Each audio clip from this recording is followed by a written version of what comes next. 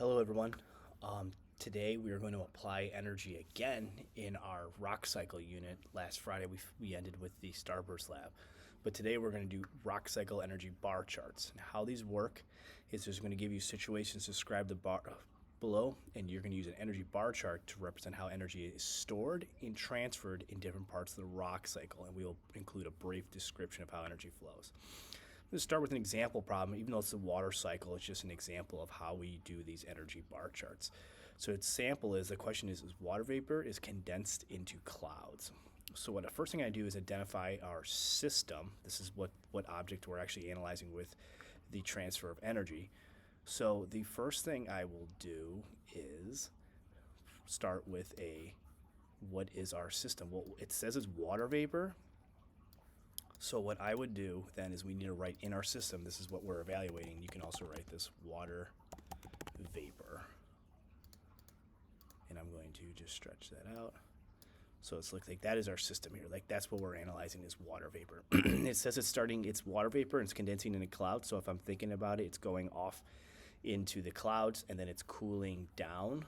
If you need a good visual, I would say like the particles are speeding up. So I want to think like, okay, it starts cold.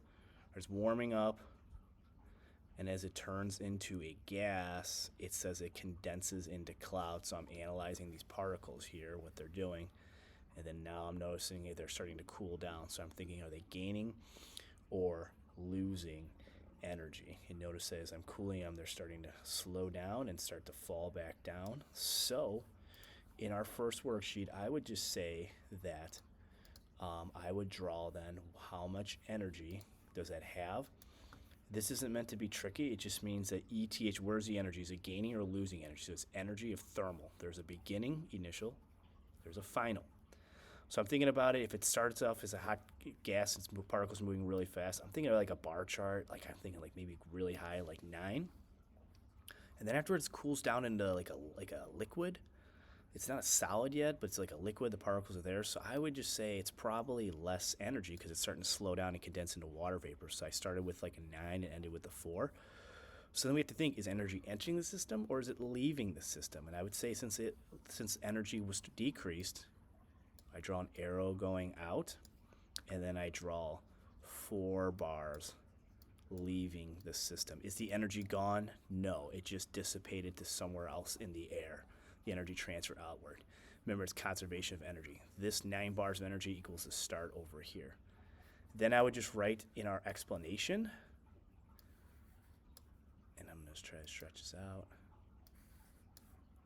I would say the water vapor cooled down into a liquid and turned, which transferred energy